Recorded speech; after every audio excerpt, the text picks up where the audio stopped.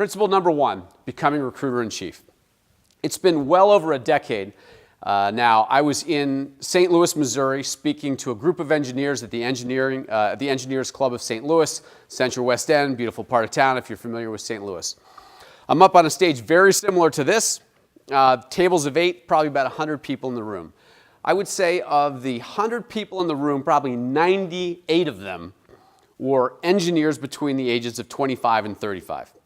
Otherwise known as, if you run an engineering firm, this is happy hunting grounds, right? I mean, this is, as a client of mine once described, seasoned youth sitting in the room. So everybody fits that demographic. And then I've got one individual over here, 55, polished, professional, quietly holding court at his table of 8. Now, I am nothing if not curious. And so I thought to myself, who is this guy, you know? And my tongue-in-cheek joke here is that this is St. Louis, this is the middle of the country. So if you're in Philadelphia and you see somebody who doesn't belong, after the program you walk up to him, you say, hi, my name's Eric, your name is George, what are you doing here? But this is St. Louis, so you have to be a little bit more polite, a little bit more elliptical than that. So after the program, I made sure to make my way over to him. I said, hi, my name is Eric, and his name was John. And I said something like, John, what's the value that you find for participating in this group? I thought that was nice, right? That was Midwestern. And, but John looked me straight in the eye and he said, Eric, that's very simple. I'm recruiter-in-chief for my business. It's been well over 10 years ago that he said that to me. I talk about it all the time. If I had thought to ask John, hey, John, just out of curiosity, so we've got 99 seasoned youth in the room, who are the top 9? Who are my top 10%? Do you think he knew? I think he knew. Recruiter-in-chief. As we said at the beginning here, Vistage is all about putting great people together in a room, putting them with a great chair, and letting iron sharpen iron. And what we all know is we've got a couple of levers in our businesses right now that we need to pull in order to make the business move forward and get to achieve our objectives. Talent may or may not be one of them. But if it is, if as you examine your business, you say, listen, a lot of this comes down to the talent. A lot of this comes down to the people that I have. Then I believe the concept of recruiter-in-chief is absolutely critical.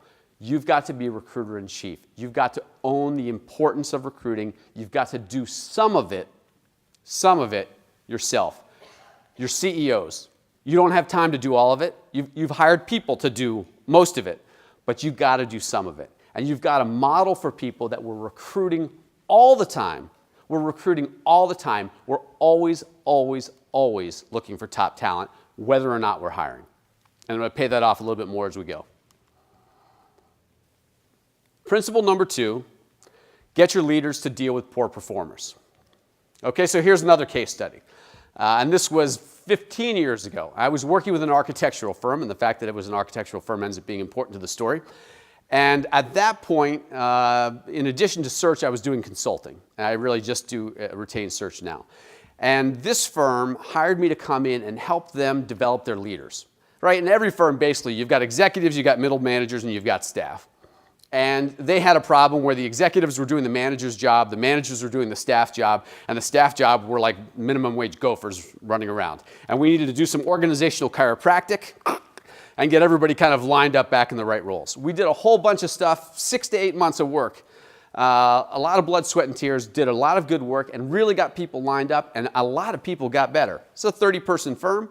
I'd say 2/3 of them were operating better. But inevitably, right, I don't care what you do or what I do, you're always going to have people in the organization who are not getting better. We had one guy like that, right? So this individual, I never knew this about any architects in the room. I never knew this before I worked with architectural firms. Most architects are not good designers. Like most architects cannot actually design a building from a clean sheet of paper. They put construction drawings together and get it all and then hand it to the general contractor, and then the general contractor curses at them and they yell at the general contractor and then they go build something. But there are a handful of architects who really genuinely can design. And this guy, importantly, was one of them. He could do that. He was also late to work, a toxic teammate, lacked detail orientation, and was unpleasant to be around. But other than that, he was a rock star, right? He's our guy. I go to the partners of this firm and I say, listen, we've been spending, and you guys have really leaned in. These are good leaders. This is a good firm. I said, you guys have really leaned in. We've together 6 months of dedicated work. This individual is not going to get better. How long did it take them to fire the guy? You get to. I need a couple more people to yell out. What do you think? How long did it take? Yeah, I'll tell you, it's very interesting. I particularly when my book came out a few years ago, I was all over the country speaking, and for Vistage specifically. And I found that in Vistage there are 2 levels of groups. There are key groups, and then there are CEO groups, key executive groups and CEO groups. The key groups said 6 months, 9 months, 12 months, and the CEO group said 2 years, 3 years, 5 years. The guy's still there, right? Why so? 3 years is the answer. Why so? Why did it take them 3 years to fire the guy?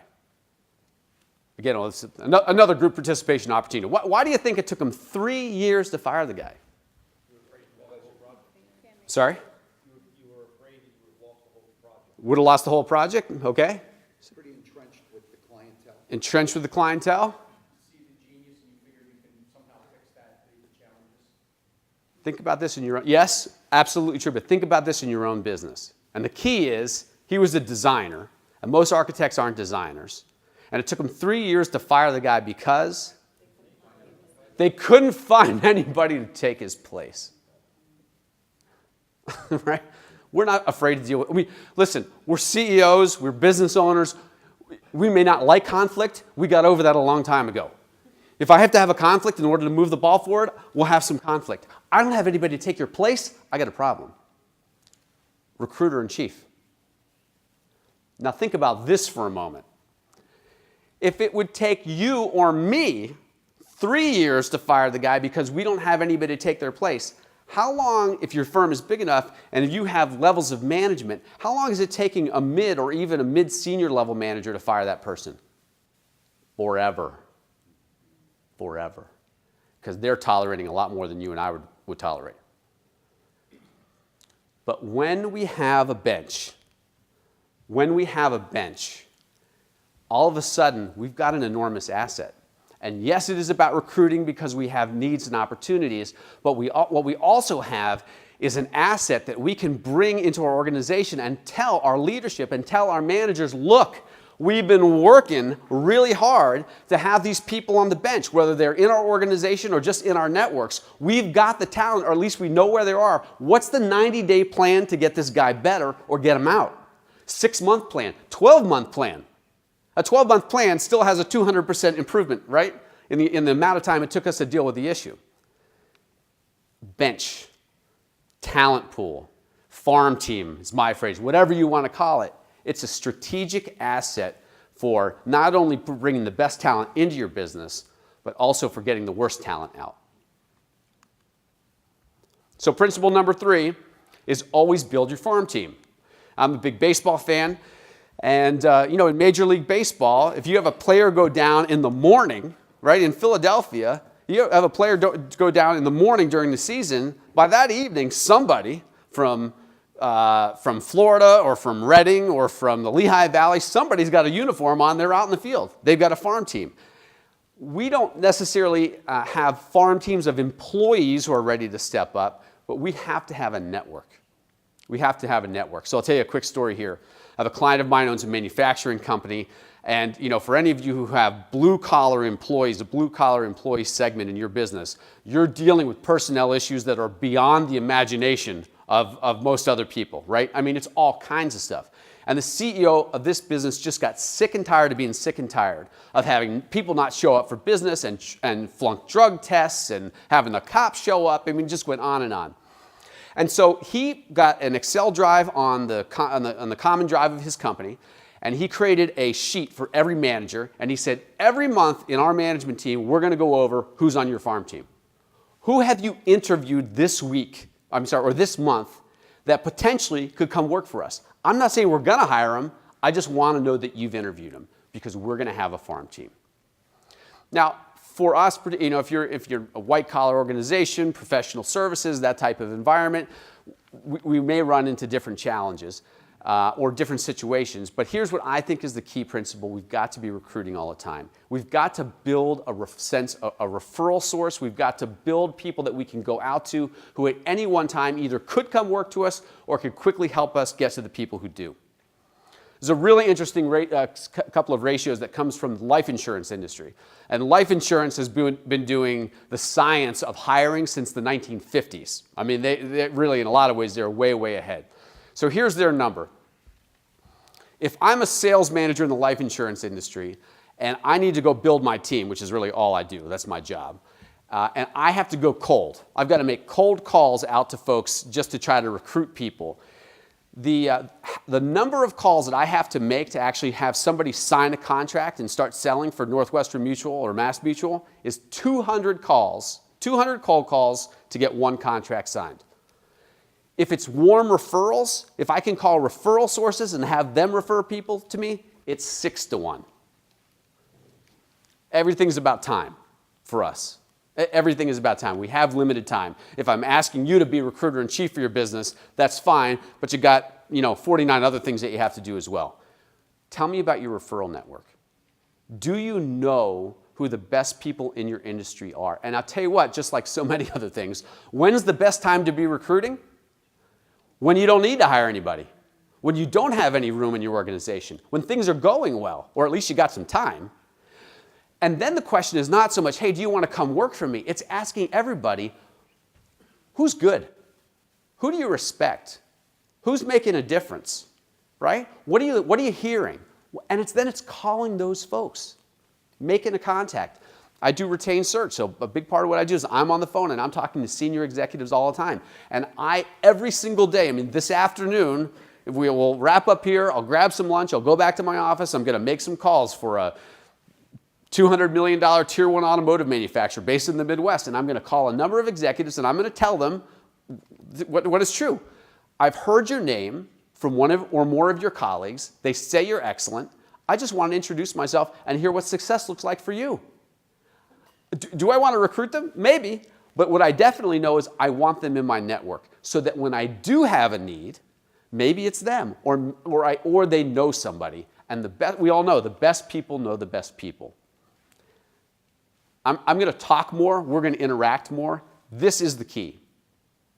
This is the key. We can talk interviewing and all these other things all day long, and we can all get better at them, all of us. This is the key. Build your bench. If you build your bench, you have a pipeline, you have a bench, you have a farm team, you've got people to turn to, your life gets easier. Without this, you lose your leverage, you get crunched. Principle number 4, the reference check is alive and well. Now, I've kind of given this away, but often I'll speak to groups and I'll say, so let me ask you, agree or disagree? In the year 2016, in the litigious society in which we live, the reference check is dead. How many people agree with me? 50% of hands always go up. I have found exactly the opposite. Exactly the opposite. Now, I'll tell you my number one favorite reference to call, whether the candidate has provided it to me or I'm finding people in my own network, then my number one reference to call is you all. I want all your business cards. You want to know why? Because CEO entrepreneurs don't care. Go ahead and sue me. If I call you and ask you about some knucklehead who used to work for you 3 years ago, you may not say he's a knucklehead, but you're pretty much going to tell me. The CEO business owners do not care. But here's what's amazing. Fortune 50 companies that have very clear, serrated policies against providing references. They're not messing around. I call into those organizations, and I'm doing reference checks on a rock star, and guess what the senior people, I'm talking EVP, SVP, guess what they do? They say, well, Eric, I'm really not supposed to do this, but I have no problem telling you. Jim is a rock star. Hire him today. In fact, I didn't know he was looking. I may give him a call myself, so if you're going to move, I'd move quickly. Because nobody ever gets sued for saying nice things. I don't say this facetiously. I don't even say this lightly. I used to hedge my bets on this and say, now listen, I have run into situations with other Fortune 50 executives where they refused to provide a reference and it turned out the individual was good. Except in that situation, it turned out the individual was not that good. Executives, I'm not saying they hide behind it, but they hide behind it. right? There's a policy out there that we don't provide references, our policies, and there's going to have to be somebody who can say, listen, the guy was fantastic, he did a great job. If I can't find anybody who says that, that in of itself is a yellow flag, and I keep looking. I keep looking. A lot more we could talk about reference checks. It's a little bit tactical, but it is a very important piece of any interviewing and hiring process, and you forsake it to your own danger. Principle number 5, A players are attracted by high standards. Actually, a good friend of mine, I'm a Michigan grad, whatever you think of Jim Harbaugh, and I have a good friend of mine who was electrical engineer at Michigan, also took classical Greek and has his MBA. I mean, he's a rock star. He's awesome. And he's now president of a company out in St. Louis, but before this, he was in a senior executive role, and he got recruited by another big firm into a pretty big job. And this is not at all unusual. They wanted to run him through 2 days of IO psychological testing, industrial organizational psych testing. I'm not saying it's totally standard, but it's not at all uncommon. But it must have been new to this firm, new to this company, because when my friend was getting lined up to go do the testing, the HR person at this company that was recruiting to him apologized, said, listen, I really apologize that we're kind of making you jump through these hoops. And Mark told me later, I said to her, please don't apologize. I love it. It says to me, it communicates to me that you're serious about hiring A players. He ended up taking the job, and the company was terrible. Their marketing was good, but the substance of it was bad. But the fact of having has to be logical, we can't waste anybody's time, we all know those things, but rigorous interview process, you're not chasing any A players away, none of them. And particularly if they're a really good fit for your job, your company, they love it. Why? Because it's like having a show dog and letting it jump through the hoops. They're like, fine, you want to see my tricks? Here we go. I'll do a somersault. I'll do it, Again, I'm not diminishing these people. I'm just simply saying we've got to have a rigorous interview process. It's what that looks like and what I think it ought to look like, I think is a bigger topic, or at least more details than we can go into this morning. But don't water it down. Have a logical process. I use phone interviews, in-person interviews, candidate-provided reference checks, independent reference checks, and online leadership assessments for every single candidate we present. I'm not scaring anybody off because they know these are good opportunities. We want the opportunities. Principle number 6, showcase your company's unique strengths during the interview process. So we kind of have our plain vanilla, solid, commercial-grade interview process. And I think it's just always helpful from a recruiting standpoint. 2 things. Number 1, and my experience is the folks in this room don't have an issue with this. The people who work for you often do. Let's not forget, if we're talking to currently employed people, right, who are doing well, we are genuinely recruiting. Let's not forget that we're recruiting as well as interviewing. Let's make sure to make it a reciprocal, experience. Let's make sure they get their questions answered. Let's make sure that we treat their time well. Sometimes mid-level people forget that, right? They just start drilling into people using their behavioral interviewing guide and forgetting that this person, Jill Rockstar is looking at her watch saying, I'm not sure I'm feeling it. But number 2 is to say, how do we feature who we are? As our culture, how do we lead with that? How do we let people experience that? 5 minutes or 10 minutes? 10 minutes. I got 10 minutes. I got all kinds of time. How do we let people experience our culture? So I sent a candidate down to a retail company in North Carolina. And the candidate was talking to the CEO, and the CEO is a pretty independent-minded guy. He's going to do what he's going to do. I like him. He's a good client. So he's going to set things up. And he says to this individual, he says, okay, Connor, you're coming down to North Carolina. You're going to come meet with us. He said, I'll tell you what, don't meet me at the office. Meet me at a coffee shop down the street. We'll have a coffee. We'll get to know one another, and then we'll head on up and we'll meet the rest of the team. And by the way, you'll know me. I'm the guy who'll be wearing shorts and riding a motorcycle. And Connor told me this. I'm like, listen, does Jeff wear shorts to the office during the summer? Yes, he does. Does he ride a Harley? Yes, he does. It is actually sitting in his garage. Does he know exactly what he's doing, telling this 26-year-old kid who's stuck in a cube in a Fortune 100 company in New York City that, hey, by the way, this is a great opportunity, but we're so cool and so laid back that the CEO is wearing shorts and riding a motorcycle? I mean, Jeff knew exactly what he was doing. He's very smart. Obviously, I'm not saying, get a Harley and put some Bermuda shorts on. I'm saying, what makes our organizations unique? And how do we allow people to experience that in the interview process pretty quick? Pretty quick. Because we want to attract the people who like it, and we want to repel the people who don't. If you don't like us, right? If you're a Wall Street guy Wall Street isn't even like this anymore, but you want to wear pinstripes and $1,000 shoes, and the CEO, riding the Harley is a little bit of a turnoff, let's figure that out right up front. Right up front. There are all different kinds of permutations that we can do with this. One of the things that I do like in the interview process is some sort of live fire exercise. Let's kind of get people up, get the blood moving, and see what they got, beyond just answering questions. So I have a manufacturing client of mine. They have a 15-minute continuous improvement presentation they ask every candidate to make. Candidate comes into the conference room. They've got a pre-prepared PowerPoint, 10 to 12 slides. They lead the interviewers through a continuous improvement initiative that they've led recently that demonstrates their leadership skills.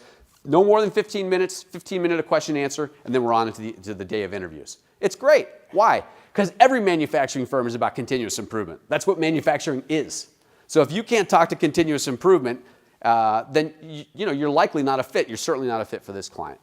All kinds of creative ideas and ways, but the principle is, how do we feature our culture? And principle number 7, don't surround a Great Dane with Chihuahuas. Thank you, Alan Hauge. So a contact of mine, somebody I know, this was several years ago. My wife and I know her and her husband socially. We were hanging out and talking, but I always end up talking jobs and recruiting one way or another. It always comes up.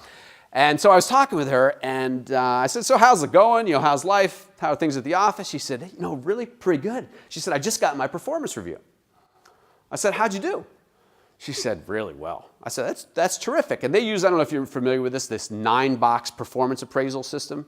I don't need to go into the details, but the 9th box, the killer box, is you're killing it right now, and we think you've got all kinds of potential to kill it in the future. That's not exactly, so high performance, high potential. That's the 9th box. And she said, yeah, I was in the 9th box. I said, that's awesome. And then, as I said, if I'm nothing, I'm not curious. I said, just out of curiosity, how many other people were in the 9th box? She said, none. I said, how many people in your department? She said, 300. I said, that's interesting. She said, why? I said, well, look, I said, listen, I'm excited for you. I think that's phenomenal. However, my experience is that when you've got one person in the 9th box and everybody else languishing down wherever they are, what you've done is surrounded the Great Dane with Chihuahuas. And the Great Dane often is looking for kind of a bigger dog run. And she said, it's interesting that you should say that. I've got my resume out on the street. 6 months later, she was gone. This is a high potential, well, it's exactly what she is, right? She was killing it, and she's high potential. She works for a multi-billion-dollar with a B organization. She ended up in the CEO's office. The CEO tried to counteroffer. She was already gone. For better work-life balance, except that the job required 50% travel to the Midwest. It made no sense, but people get, things pick up a momentum of their own. Why do I include this as a closing slide in a conversation around recruiting? Because recruiting is a leadership priority. It's not just an HR priority. And sometimes what we tend to do is build a whole kind of house around one rock star and then surround them with a bunch of B and C players and think that that's how things are going to stay. Maybe, but maybe not. We're much better off on investing in that Great Dane, making sure they have everything that they need, and then figuring out how to surround them with better talent.